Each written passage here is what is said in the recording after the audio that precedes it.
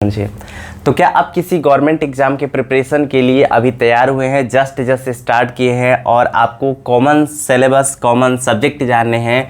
क्योंकि बहुत सारी अलग अलग एग्ज़ाम होती है अलग अलग फील्ड के लिए। जैसे 10th-12th पे पढ़ने वाले हैं होते हैं तो वो लोग भी अपनी प्रिपरेशन करती है, क्योंकि 10th पर भी जॉब आती है, 12th के पास पर भी जॉब आती रहती है और ग्रेजुएशन पर भी जॉब आती है, उससे हायर एजुकेशन पर भी आपकी जॉब आती रहती है। तो सबसे पहले हम बात करेंगे SSC, GD, MTS, CGL, TET में। टेट का जितने भी एग्ज़ाम है, जितने भी स्टेट के टेट है, चाहे राजस्थान, उत्तर प्रदेश, जितने सभी हैं, चाहे सुपर टेट हो चाहे सी टेट हो, सभी के सभी एग्ज़ाम का। और फिर यहाँ से बैंक में भी जो होता है, जैसे पीओ, एसओ, क्लर्क और भी बहुत सारी जॉब्स आती है, वो सभी बैंक की जॉब्स की। फिर फोर्स में जैसे आर्मी का, पुलिस का जॉब हो गया, फिर इसकी वजह से एयरफोर्स का हो गया, तो आपको आईटीबीपी का हो गया, बहुत कुछ होता है, तो बीएसएफ का हो गया, अभी बहुत है। तो आप इन सभी फोर्सेस की भी आप कॉमन सिलेबस के बारे में जानेंगे। और यहाँ पे यूपीएससी की अगर आप प्रिपरेशन कर रहे हैं और उसमें स्टेट पीसीएस का भी अगर आप प्रिपरेशन कर रहे हैं तो आपको एक कॉमन सिलेबस देखने को मिलेगा। और इस कॉमन सिलेबस को कहते हैं बेसिक, और इस कॉमन सिलेबस को ही जिसको फाउंडेशन बैच कहा जाता है। इस कॉमन सिलेबस को अगर आपने एक बार कंप्लीट कर लिया, यानी इस पाठ्यक्रम को आपने पढ़ लिया कि हाँ इसमें से कौन कौन से सब्जेक्ट हैं, तो आप एग्ज़ाम की वह बुनियादी ताकत, यानी कह सकते हैं कि एक जो मिनिमम मार्क्स जो होता है, या कह सकते हैं कि वह एकदम सीमित वाला औसत एवरेज नंबर जो होता है, उस नंबर तक आप पहुंच सकते हैं। जैसे किसी एग्ज़ाम को क्लियर करने का, अभी तक की जितनी सभी एग्ज़ाम हैं, इन सभी की एग्ज़ाम को क्लियर करने के लिए आपको सिर्फ और सिर्फ 60% एवरेज होता है। एवरेज मतलब औसत जो होता है, औसतन जो आपको 60% नंबर लेकर आने होते हैं। अगर किसी एग्ज़ाम में सपोज 300 नंबर का है तो 300 मार्क्स है, 150 क्वेश्चन 300 मार्क्स का है, तो उसमें आपको 60% ही सिर्फ और सिर्फ आपको नंबर लेकर आने होते हैं। ये 10 से 10, 10 से 10 और यहाँ पर 180 नंबर आपके रहे तो आपका सिलेक्शन पक्का है, मतलब आपका सिलेक्शन पक्का है। तो ये 180 नंबर यानी 60% आता है इसी कॉमन सिलेबस से। अगर आप उससे और भी जम करके तैयारी करते हैं, मन लगा के आप बहुत सारे टेस्ट देते हैं, तो आपके स्कोर ज़्यादा हो सकते हैं। चलिए मैं बात करता हूँ कि कॉमन सिलेबस या कॉमन सब्जेक्ट कौन कौन से हैं और कौन कौन से सब्जेक्ट को क्या क्या पढ़ना होगा। यह एक वीडियोज़ में कवर नहीं हो पाएगी, क्योंकि ये वीडियोज़ में एक एक सब्जेक्ट के अंदर में एक एक टॉपिक को डिफाइन करूँगा कि कौन कौन से टॉपिक आपके लिए बहुत ही महत्वपूर्ण रहेंगे, जो कि हर एक परीक्षाओं की तैयारी के लिए बहुत ही ज़रूरी है। तो देखिए सबसे पहले क्या है।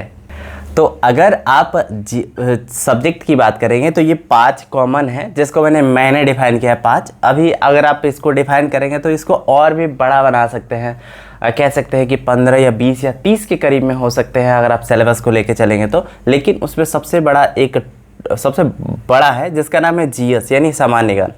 और इसकी तैयारी कब करते हैं, कैसे करते हैं, यानी एग्ज़ाम के टाइम पे करते हैं, एग्ज़ाम से पहले करते हैं, या पूरे आप एग्ज़ाम की प्रिपरेशन में बस सामान्य ज्ञान ही पढ़ते पढ़ते ख़त्म हो जाएंगे। लेकिन सामान्य ज्ञान का ना ही ओर है, ना ही छोर है, ना ही ख़त्म होने वाला है। तो इस सामान्य ज्ञान की तैयारी भी कैसे करते हैं साथ में ही बताऊंगा। और सामान्य ज्ञान के साथ आजकल करेंट अफेयर्स चल रहे हैं, और जो करेंट अफेयर्स अगर ना हो तो सामान्य ज्ञान ही क्या कहलाएगा। करेंट अफेयर्स का मुख्य रोल होता है सामान्य ज्ञान का। करेंट अफेयर्स जो करंट में चलने वाली घटनाएं होती हैं, उन्हीं पे आधारित भूतकाल में हुई घटनाओं के तथ्यों को निकाल करके प्रश्न बनाए जाते हैं, और वही सभी जीएस के अंदर में आते हैं। दूसरा, जहाँ पर भाषा होता है, हर एक एग्ज़ाम में होता है, चाहे आप हिंदी लीजिए, इंग्लिश लीजिए, संस्कृत लीजिए, उर्दू लीजिए, तमिल लीजिए, जो भी आपकी भाषा है वहाँ के अपनी भाषा का एक ज़रूर न ज़रूर उसमें पेपर में रहता है। तीसरा, जहाँ पर है मैथ्स यानी मैथमेटिक्स, गणित में सबसे पहले बेसिक मैथ यानी बुनियादी गणित कहलाई जाती है। बुनियादी गणित यानी जोड़, घटाना, गुणा, भाग, एलसीएम, मतलब छोटे छोटे कर क्या होते हैं, संख्या पद्धति से आती है, तो वो सभी होती है बेसिक मैथ्स में। और बेसिक मैथ्स में हर एक एग्ज़ाम में आता है, चाहे हमने जितने सभी एग्ज़ाम के नाम लिखे वो सभी एग्ज़ाम में आता है। अंक गणित, बीजगणित, रेखा गणित और ज्यामिति, ये हो सकता है कि किसी एग्ज़ाम में सिर्फ अंकगणित पूछे, बीजगणित ही पूछे, रेखा गणित ही ज्यामिति ही पूछे। लेकिन बहुत सारी ऐसे अगर थोड़ी हायर जॉब्स में चले जाएंगे तो सभी का कम्बिनेशन देखने को मिलता है, और थोड़ी लोअर रेंज में चलोगे तो यहाँ पे अंकगणित, बीजगणित और यहाँ पे रेखा गणित तक ही वो लोग टच करते हैं और बेसिक मैथ को ही टच करते हैं। आगे चलते हैं। नेक्स्ट जो चौथा है रीजनिंग। रीजनिंग में कई होते हैं, वर्बल होता है, नॉन वर्बल होता है, अभी बहुत होते हैं, ठीक। तो रीजनिंग है, तो रीजनिंग में आपको सभी टोटल मिला के 30 या 40 लेसन्स है, उन सबको मैं बता दूंगा कि कैसे करके पढ़ना है, मैं पढ़ा भी दूंगा अगर आपको चाहिए तो, ठीक। और एक पांचवा है जो कि एक्स्ट्रा है, जो कि अलग अलग इस समय देख रहे हो कि कंप्यूटर का युग आ चुका है, यानी आधुनिकीकरण हो चुका है, एआई टेक्नोलॉजी आ चुकी है, तो कंप्यूटर का जो सब्जेक्ट है वो एक्स्ट्रा में आने वाला है, या कुछ जहाँ पर जैसे बैंकिंग में है तो वहाँ पे पूछता ही है। तो आपको ये कंप्यूटर का सिलेबस हर एक एग्ज़ाम में आ चुका है। जैसे अगर किसी टीचर के एग्ज़ाम में भी जाएंगे तो वहाँ पर भी आता है। इंटरव्यू है तो अगर आप टीजीटी पीजीटी में जाएंगे तो वहाँ पर ये यूपीएससी आईएएस पीसीएस में भी जाएंगे तो वहाँ पर भी आपको इंटरव्यू देखने को मिलेंगे। तो इंटरव्यू की भी आपको प्रिपरेशन करनी होगी।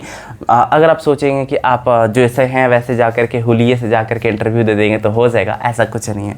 आगे है कि नौकरी के अनुसार भी वहाँ पर आपके सब्जेक्ट होते हैं। जैसे टीचर की तैयारी के लिए आपको सीडीपी मतलब बाल विकास को पढ़ना होगा, तो इसी प्रकार से आपके जो भी एक स्पेशल नॉलेज होता है, फॉर एग्जांपल रेलवे जेई का आप तैयारी कर रहे हैं तो आपको मैकेनिकल में ये तो सब्जेक्ट आ रहेंगे ही, सीबीटी फर्स्ट में, लेखपाल में भी आप भरेंगे तो ये सब आएगा ही आएगा।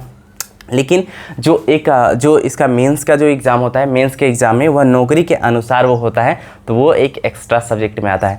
तो मैं इन सभी अभी सब्जेक्ट को बता दिया हूँ। इन सभी सब्जेक्ट में अभी कौन कौन से टॉपिक्स हैं और कौन कौन सा पढ़ना है उसको अभी आपको देख लेते हैं। पहले जीएस के थोड़ा ब्रॉड कर देता हूँ, नहीं तो आप बोलोगे कि सर इसमें और थोड़ा सब्जेक्ट को थोड़ा बढ़ाया नहीं, थोड़ा सब्जेक्ट को लिख देता हूँ, ठीक है।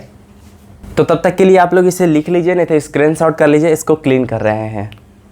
तो जीएस की टॉपिक देख लीजिए, अगर आप लोग को चाहिए तो इसको भी स्क्रीनशॉट कर लीजिएगा। और इन सब का अगर आपको पीडीएफ चाहिए तो पीडीएफ का लिंक मैं नीचे दे दूंगा, आप इसका पीडीएफ का लिंक नीचे से आप डाउनलोड कर सकते हैं और इसकी बिल्कुल फ्री में आप डाउनलोड कर सकते हैं, ठीक है।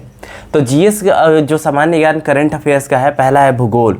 भूगोल में आपको भारत और विश्व के भूगोल, पठार, दर्रे, नदियाँ, इन सब से, पहाड़ों से, इन सब से ज़्यादा प्रश्न बनते हैं। तो इन जो भी टॉपिक को बोले इसको ज़्यादा याद कर लीजिएगा। दूसरा है इतिहास। इतिहास में है प्राचीन, मध्य, आधुनिक और स्वतंत्रता। इन्हीं से बहुत ज़्यादा इम्पोर्टेंट प्रश्न बनते हैं। कभी कभी प्राचीन में ज़्यादा बनाया जाता है, कभी कभी आधुनिक में, कभी कभी मध्य में और कभी कभी स्वतंत्रता के साथ।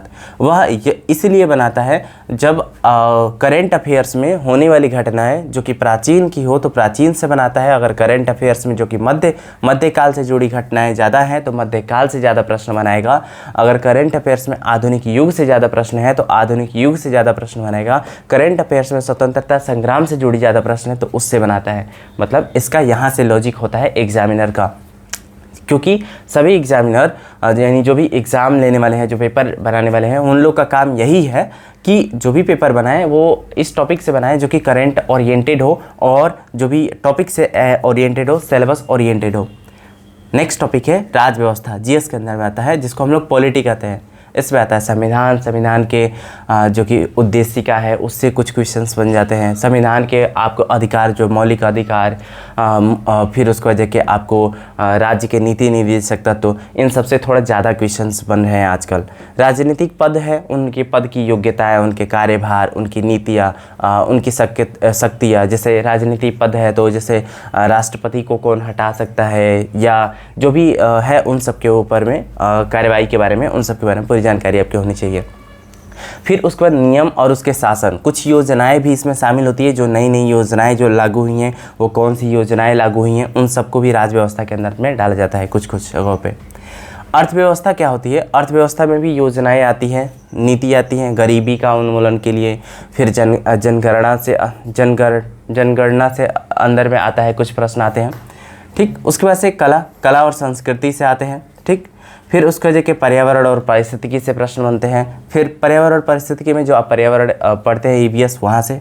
फिर सामान्य विज्ञान में भौतिक, रसायन, जीव विज्ञान से बनते हैं। इसी तरह साइंस और टेक्नोलॉजी के भी रहते हैं, जो भी नई इन्वेंशन हुई हैं, जैसे नासा ने किया है, इसरो ने किया है, तो इन सब से ज़्यादा प्रश्न बनते हैं। और आपको पूरी सिलेबस के अगर और भी पूरी जानकारी लेना है कि हाँ इस टॉपिक के अंदर कौन कौन से टॉपिक आते हैं, तो आप नीचे कमेंट कर दीजिएगा। अगर 10 लोग का भी कमेंट आ गया तो मैं नेक्स्ट वीडियोज़ में आपको उस सिलेबस के अंदर की जो भी टॉपिक्स है उसको भी मैं देने का प्रयास करूँगा। मिलते हैं ऐसे नेक्स्ट वीडियोज़ के साथ। जय हिंद, वंदे मातरम। जहाँ रहिए, मस्त रहिए, स्वस्थ रहिए। Thank you.